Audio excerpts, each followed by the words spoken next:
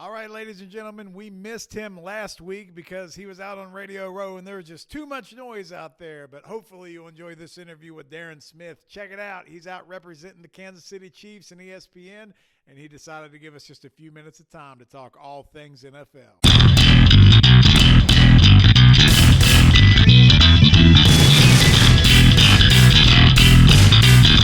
All right, ladies and gentlemen, we tried real hard to make some magic happen from Super Bowl Radio Row last week. And, we just had too much excitement going on out in L.A. But when you want to talk about commitment and just high-level stand-up guys, there may not be a better one out there than Darren Smith, because he's joining us again this week after going radio quiet on us last week while he was out there, even though he made the best attempt. So for those that don't know, Darren, he's a host out in Kansas City of a couple of shows, I believe The Ship with Darren Smith on 810 WHB, and then Darren and Sterling on ESPN Kansas City, which we do see the wonderful ESPN background there rocking in his studio there.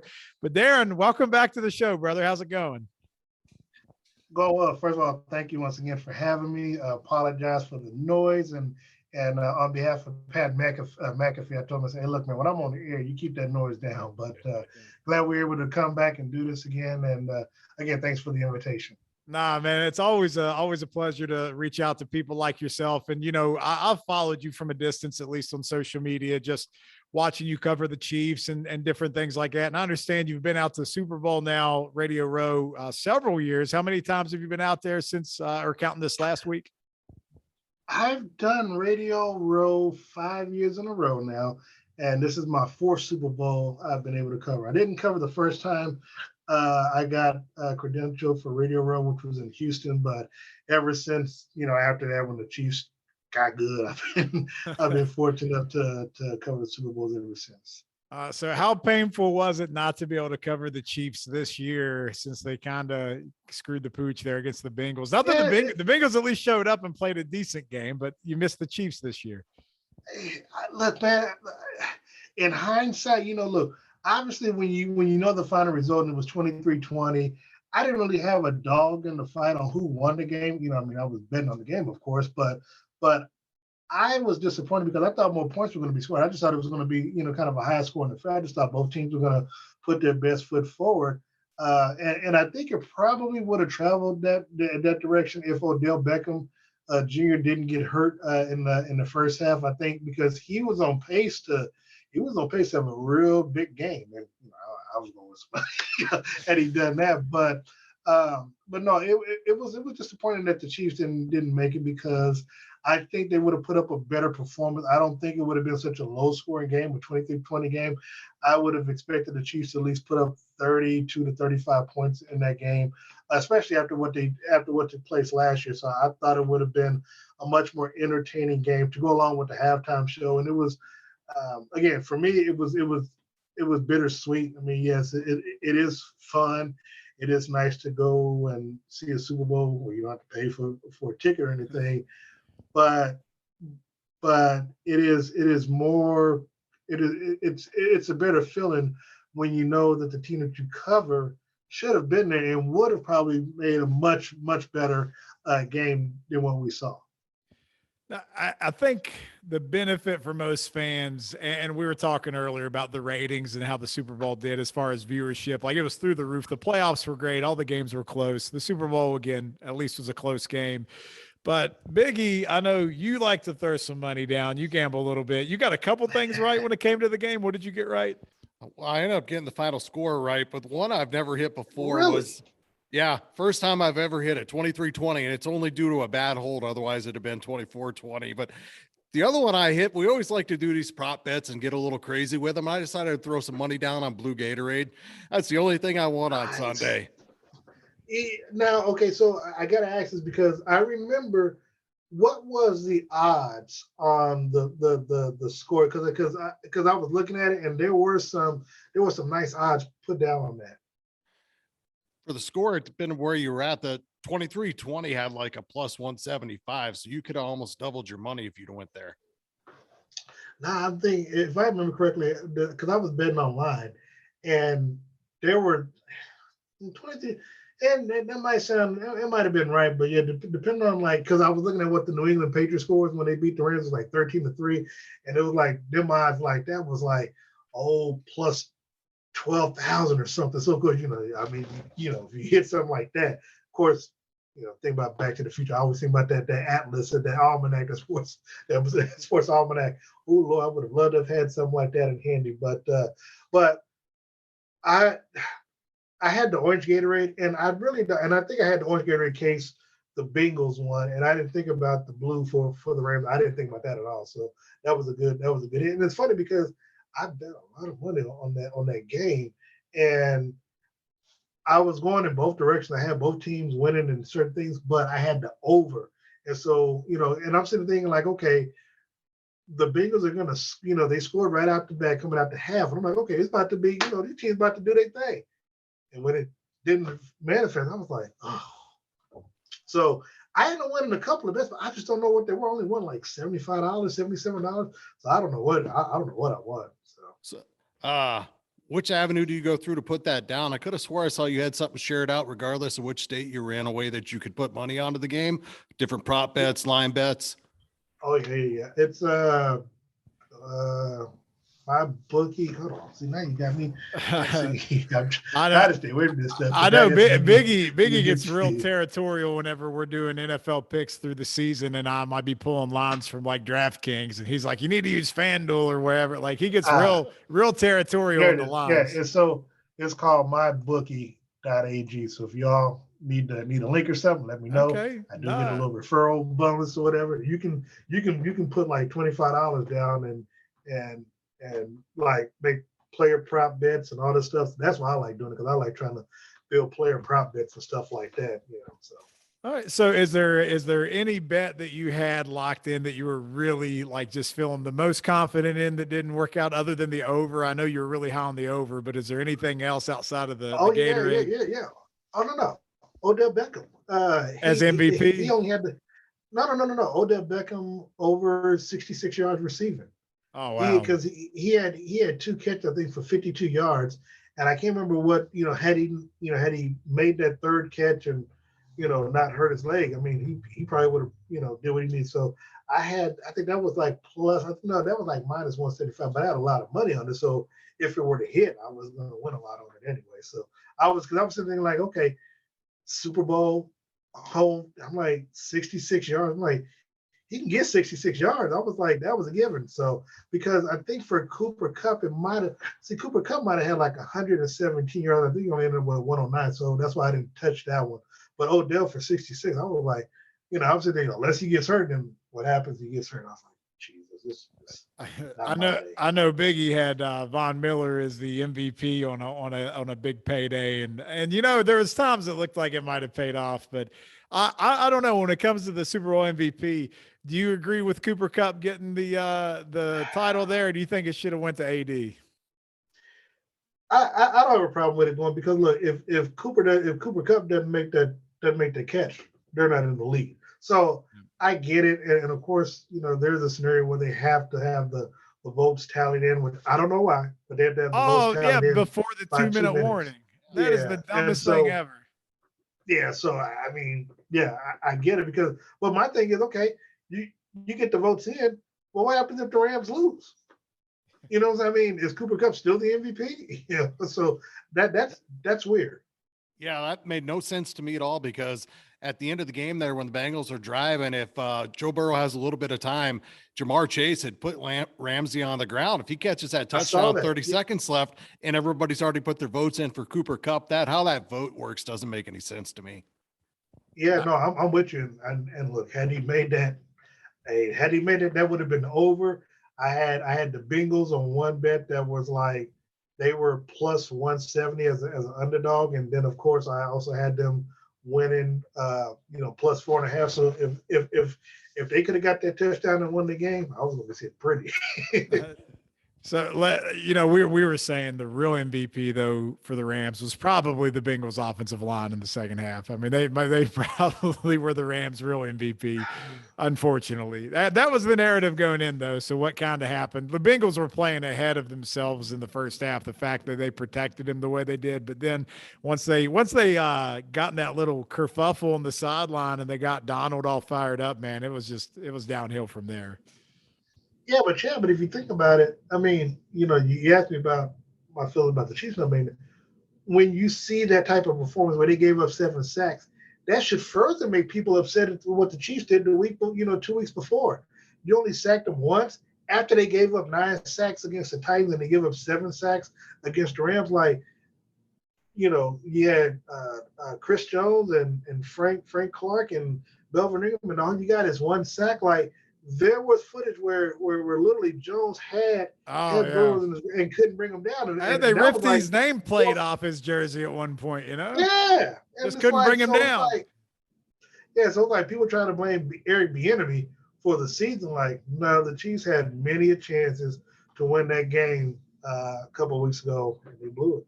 So I was going to ask you this. You brought it up. So I saw where a lot of people So seem to be overreacting about Eric Bieniemy right now. So is that just the Twitter mob and the social media people getting too crazy or what?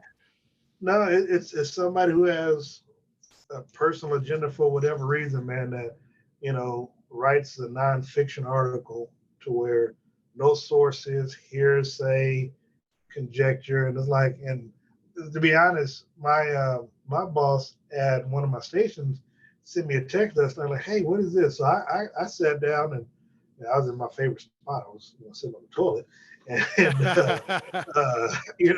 I'm reading it. I'm like, and I texted back. I'm like, dude, I'm like, if any of it is true, I'm like, a lot of this stuff is hearsay because you don't put it. I mean, you put editorial board or editor. I mean, there's no contact, there's no names of who's part of the article, who's part of the staff, and you're just gonna put this stuff out. And then there's no sources. You try to make it seem like somebody who's covered the Chiefs long ago, whatever. Dude, I've been covering the Chiefs since 1994 when I was a sophomore in high school. Actually, 93. So when I was a Nice. sophomore in high school, I was covering the Kansas City Chiefs. So I'm like, this, and for me, I got a degree in journalism from my college, so I know basic journalism 101. I'm like, and this is nothing for conjecture, hearsay, no sources. Man, I'm good. So I was, and then, so I'm at work this morning, and I just happened to look on. I'm like, let me see what's going on Twitter. What I see trending, everything. Then I go and I'm like, oh gosh, this thing. And then I see my guy Ryan Hughley down in Houston, tweeting about it, and so then I see my guy Lance Facebook tweet, and I'm like, come on, man. I'm like, come on, man. I'm like, come on, y'all got to do your homework. And so I post a little something like, if you believe this stuff, this is why a lot of people don't get credentialed to cover NFL or teams, whatever. You talk about this stuff online because this is Bush League journalism at its finest. And so, and then somebody happened to DM me, like, I guess somebody took a screenshot of what I posted, put it in this little Chiefs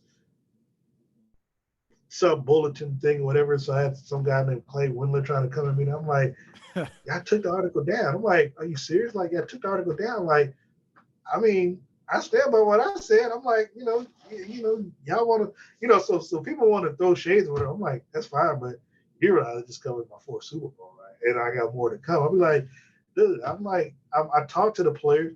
I actually have a standing appointment at the barbershop in front of Patrick each week. So you make it seem like I don't talk to the dude. Between me and you, hell, me and the enemy was shooting text messages between each other, saying while I was in LA. I was asking, was he coming down? He was like, nah, he said he was staying at home, resting with his family. I'm like, cool. All right. He's like, tell Joe Torre I said, what's up? I said, I sure will. So I mean, it was like, so when these people talk about their stuff and their sources, okay, fine. I got mine too.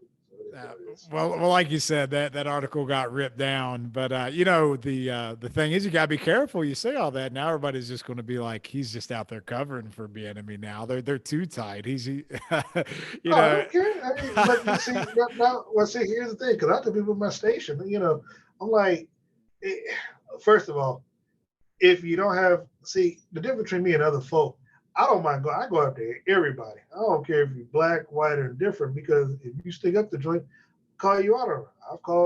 I've called Andy Reid out. Hell, I've been taken to the Call it principal's like you office, see which it, is right? the Chiefs PR. Hey, trust me, I've got in trouble with the Chiefs PR. They're like, we need to talk. I'm like, oh shit, here we go again.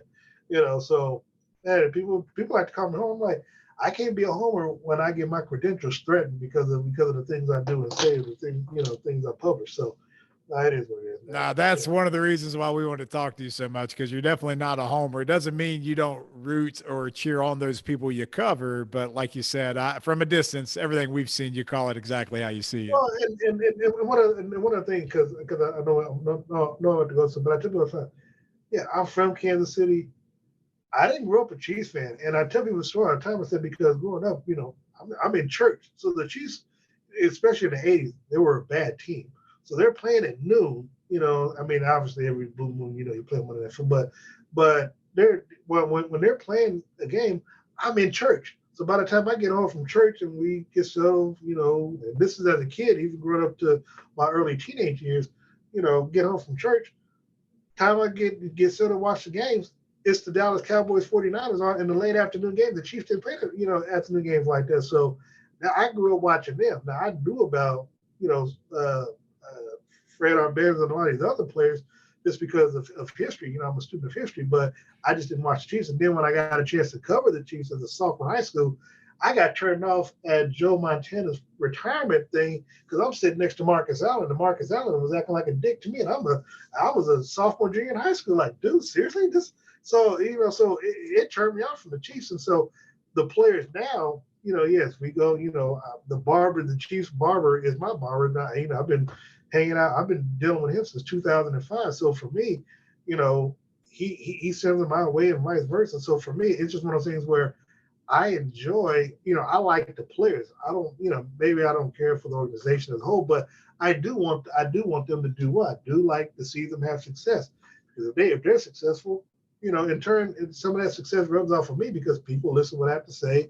I get a chance to cover them. I go on the road, do this, and then in the Super Bowl, I mean, that makes my job that much more easier and much more enjoyable because for me, the highlight of my year each year is being able to go on Radio Row, being able to go to Super Bowl. So that's, and if the Chiefs are there, it makes it that much better. Let's say Chiefs weren't there, but Patrick Mahomes was kind of there in spirit because Matthew Stafford was throwing no-look passes on that final drive. People going nuts about that. I just had a question for you. Radio Row last week, the different events you went to. What's the favorite event you went to or person you met that you hadn't met before that just kind of blew your way, or was your biggest, you looked up to this person and finally got a chance to meet him? Oh man, that's a good question. Well, because it was in LA, you get a chance to see many more celebrities because it's where they live versus them traveling to Miami or some other place. So I think the one that was most shocking was I'd always heard Eddie Murphy's ex-wife Nicole Murphy was beautiful. And I met her at Lee Steinberg's. And I was like, oh, I saw her. I was like, dang it, I was like, hold on, let me get my phone out. Let me get this selfie with you. I'm like, okay. So meeting her was cool. I'd say probably Morris Chestnut because it came out of nowhere. Like I was leaving the stadium to go back to the media workroom, and his wife stopped me and asked me if I knew where the casino was. I'm like, well, I don't know. I don't work here, But then and he said something. I was like, Morris Chestnut. He said, yeah. I was like, hold on, man. Let me get a picture with you, Ricky. From Boys in the Hood. So I'm like, hey. So I'm excited, but I don't. I mean, outside of that, I didn't really. I didn't really like. I guess I would say those two for real because I didn't know what to expect. Just because being in LA, you just figure that you're just going to see any and everybody anyway. So I didn't really have any high hopes or aspiration that I would run into somebody in particular. So we know you got to run here, but I think what Biggie was angling for, one of the things he wants to know is if you spend any time around Michael Irvin and if he does light up a room like we think he does every time he walks into one. So technically, Michael Irvin was on Radio Row like 2 or 3 days in a row. The answer is yes. He walks in, and I don't know if he sleeps in Red Bull, but he walks in, and he's always like on 100. I'm like, bros, calm down. But no, he's great. He was. I got a chance to meet him, but I didn't really get a chance to talk to him or anything like that because I was really busy. All right, last thing before we let you go, we know you got to go talk to Mahomes Senior here, but what are the main things the Chiefs have to do? If you have to give me just like a 30-second monologue here, what do the Chiefs got to do here in the offseason and the draft to bounce back and actually hold true to the Super Bowl odds that are gifted on them? They are the favorite along with the Bills. So what do they got to do? Chiefs got to get better on defense. They've got, I think they have the nucleus at the linebacking core. I think you need to continue to have depth on the front on the defensive line as well as the defensive backfield. I don't know what you do about Tyrann Matthew. I like to think that they're set on offense. Look, man, as much as people crap about the wide receivers, they did get to the AFC Championship game with that core group. You can always get better. I guess maybe you get rid of DeMarcus or you don't re-sign him. But the Chiefs have a lot of money in place for just a few people. So depending on how they decide to craft that, that's going to be an issue. All right. Awesome response. Last thing for you on a scale 1 to 10, what did you give the halftime show? 12. We were looking forward to the results on the ratings because we were joking with the social media. We were putting the memes up about I'm not watching the NFL anymore and stuff like that. But 103 million people stuck around and watched the halftime show, so it was one of the best ones, man. Yes, it was. All right, Darren, thank you so much for joining us again after last week. Man, means a lot. And best of luck with everything in the offseason, man. Keep grinding out there, and hopefully we'll reconnect down the road. We will. That's a problem. Thank you so much for having me. All right, Darren, you be good, buddy.